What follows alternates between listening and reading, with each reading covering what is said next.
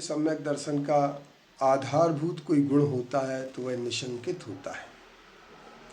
निशंकित शब्द शंका से रहित होने को कहा जाता है और शंका का अर्थ भय है। शंका का अर्थ प्रश्न नहीं है। शंका का अर्थ एक समाधान की ओर जाने वाला नहीं है, अपितु समाधान वही कहलाता है जिसमें निर्भीकता आ जाए। हर आदमी डरता है, तो प्रश्न ये होता है किस चीज से डरते हैं। 7 प्रकार के भय हुआ करते हैं जिन भयों में व्यक्ति डरता है। सबसे पहले इस्लोक का भय, परलोक का भय, मरण भय, आकस्मिक भय, वेदना भय और इसके साथ साथ अनरक्षा भय और अगुप्ती भय। इन भयों के कारण से व्यक्ति अपने प्रभु की आस्था को छोड़ देता है। भय के कारण से व्यक्ति विश्वास को डगमगा देता है, क्योंकि सत्य उसे कभी समझ में नहीं आता जिसके अंदर भय होता है। और ये भय आदमी के अंदर से कई प्रकार की प्रवृत्ति पैदा करता है, तो आदमी गलत काम करता है और डरता है। लेकिन जो सही काम करता है, सही व्यक्ति से सही समय पर सही बात करने वाला व्यक्ति कभी डरता नहीं।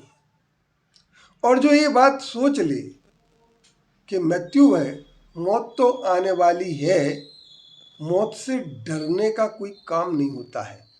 क्योंकि मौत जो होती है एक ऐसा अटल सत्य है जो जीवन में एक बार ही आता है और हर व्यक्ति के पास आता है। तो अब डर किस बात का। अब हमारे सामने इस लोक का भय, लोग क्या कहेंगे, लोग हमारे बारे में क्या सोचेंगे, इस डर के कारण से व्यक्ति सत्य और न्याय मार्ग को छोड़ देता है। न्याय मार्ग को, सत्य को छोड़ने के 2 ही कारण हैं, एक भय और दूसरा लालच। और भय और लालच में सत्य का मार्ग छोड़ दिया जाता है तो सबसे पहले व्यक्ति के अंदर निडरता आनी आवश्यक है।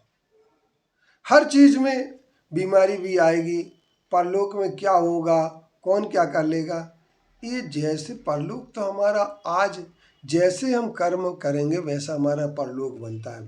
परलोक कोई बनाता नहीं है, परलोक कोई बिगाड़ता नहीं है, किंतु हमारे अंदर के छुपे हुए पाप के कारण और पुण्य के कारण से परलोक बनता है। इसलिए हमें परलोक अगर सही करना है तो हमारे अंदर पापों की प्रवृत्ति अगर नहीं होगी तो परलोक बिल्कुल सही हो जाएगा। और यदि पाप प्रवृत्ति है तो परलोक तो बिगड़ने का है। आप डरें या न डरें इससे कोई फर्क नहीं पड़ता है। अब रहा सवाल इस बात का कि मृत्यु से डरने के बाद मृत्यु ने कहीं भी छोड़ा नहीं है।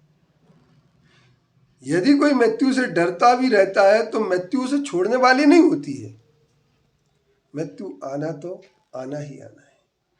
इस लोक में जो यश कीर्ति हमने काम पुण्य कमाया होता है उसके कारण से हमारा यश होता है, और अयश कीर्ति अगर होता है तो हमारा पाप होता है।